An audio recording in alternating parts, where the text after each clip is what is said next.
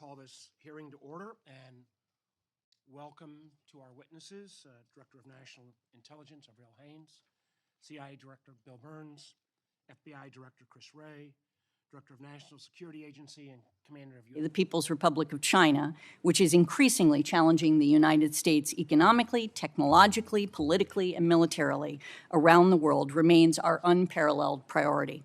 We assess that Beijing still believes it benefits most by preventing a spiraling of tensions and by preserving stability in its relationship with the United States. And specifically, Beijing wants to preserve stability in East Asia, avoid triggering additional economic punishments from U.S. sanctions and U.S. partners, and showcase a steady relationship with the United States to help avoid setbacks in its other relationships around the world, even while signaling opposition to claimed U.S. provocations, including the shoot-down of the PRC balloon.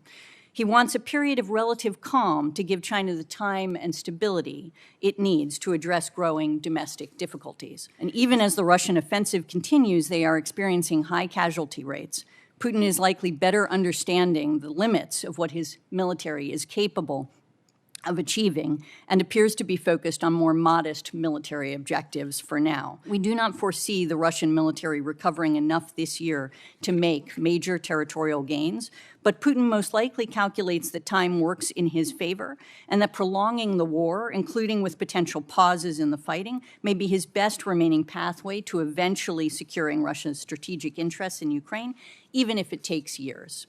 The IC continues to monitor Putin's reactions and his nuclear saber rattling. Our analysts assess that his current posturing is intended to deter the West from providing additional support to Ukraine as he weighs a further escalation of the conflict. He probably will still remain confident that Russia can eventually militarily defeat Ukraine and wants to prevent Western support from tipping the balance and forcing a conflict with NATO.